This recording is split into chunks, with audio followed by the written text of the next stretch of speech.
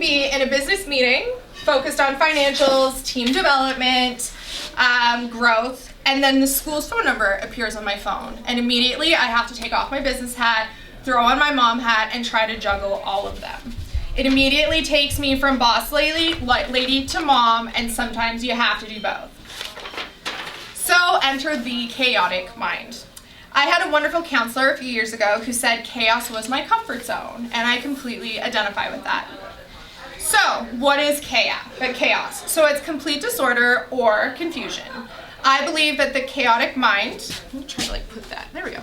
I believe that the chaotic mind can stem into all aspects of our life. You can have emotional chaos, physical chaos like our health, environmental chaos like our home, office, or our minivans, and spiritual chaos within ourselves.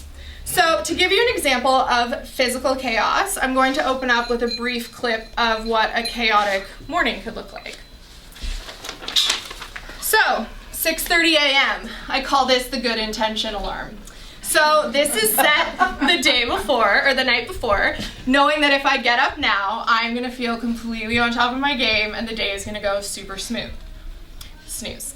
7:08. This is your second chance alarm.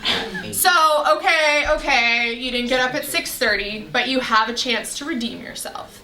If you get up now, you can still wake up calm, cool, and collected. You have time to get ready, maybe check some emails, sip coffee, and maybe have some time to spend with yourself. Snooze. 7:28. Last chance for productivity. Snooze. 8 o'clock, wake up. There's no more options for snooze. The countdown is on. So open up your Facebook and lay there for about 12 more minutes. You are rebellious. And even though you might live in this structured adult life, you still like to live on the edge. 8:13 a.m. You suck. You did it again. Cue panic mode. So this is when you jump up out of bed, run up the stairs, and start with your cheerful, "Good morning, girls," that I always start with, which increasingly gets louder and louder, more frustrating, until I'm blaming them for our lateness, which we all know is because I hit snooze all morning. 8:27, lunches. Pack your lunches. Now, the lunch bags are probably still in the backpack from the day before, which means that naturally the Tupperware game is about to start. It is the battle of the lids.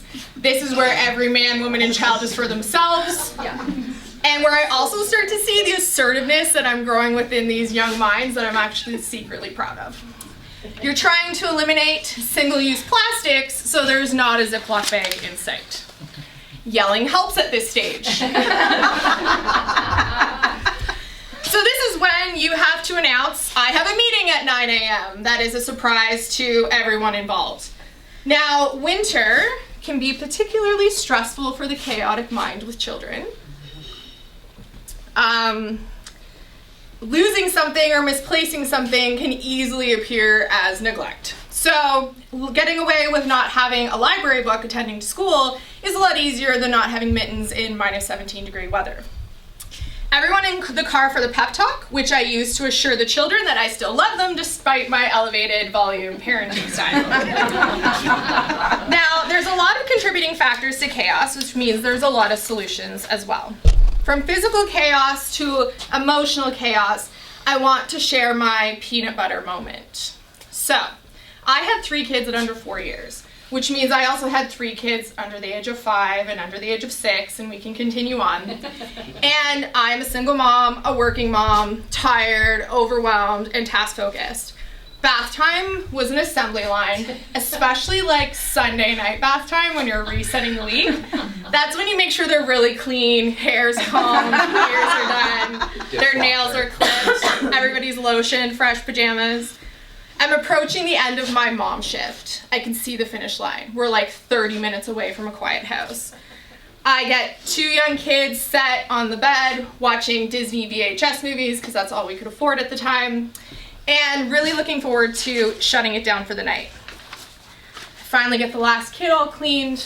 I enter the room and I find 2 freshly bathed in beautiful pajama children elbow deep in a jar of peanut butter. So I don't know if you've ever tried to deal with peanut butter on skin, but it almost forms like this protective layer. Right? So like the water just kind of beads off of it. So I felt defeated and I was frustrated. I was tired and feeling pretty alone. But when I reflect back on that moment, I actually find a lot of joy in it. It's something that I find a lot of humor in, and it's one of those family moments that we talk about that everybody has a good time experiencing, just the memory that we have. So, now what would have happened in that moment if instead of feeling defeated, I had laughed? What would have happened during the cleaning process that could have made it go a little bit smoother? No peanut butter pun intended. Would it have changed the way I felt that night? Thank you. That was one of those that I put in and I was like, get it, girl. Okay. Would it have changed the way I felt that night? What if I looked at the hard moments of life like peanut butter on the skin and just let the frustration beat off? I can tell you it would have saved my stress level. Do I constantly live in a state of joy? No. Do I feel like the perfect mother, entrepreneur, or friend all the time? Absolutely not. Can I reframe the moment from defeat to power and remind myself how much work my life is and that I'm doing my best? 100%. This is what I call the missed a spot mentality. Now, this theory is something I have been working on for almost 2 years. My view is that we focus on what we don't do instead of thinking about all the accomplishments that we have. One of the most interesting things in my line of work is the consultation process. It's the moment that I enter the home of a potential client and we walk through their space. My hope is for people to feel comfortable enough that they can actually express to me how they're feeling within their homes. The shocking thing is, whether I walk into a home where I can't see the floor under the mountain of toys, sorry, I'm super dry, or where nothing's out of place and all that's wrong is the dirt or the dust on the baseboards, both clients are feeling the same. They're both full of shame and embarrassed and desperate for help.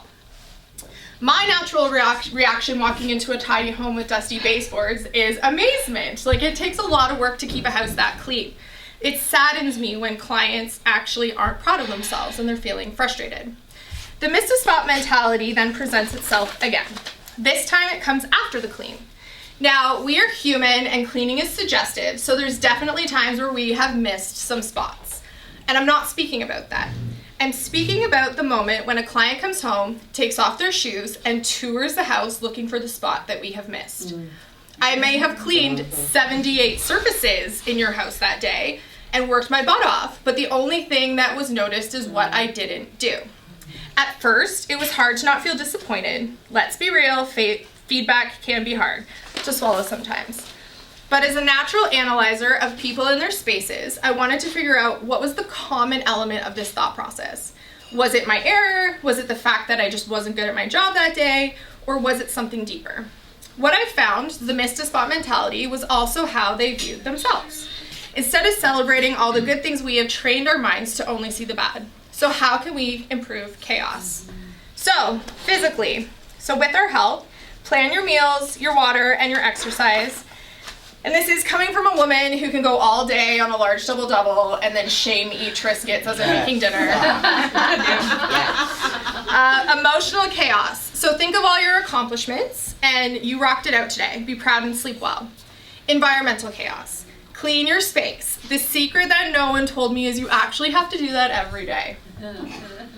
I didn't know. I just waited until it was like this huge problem and then you try to tackle it.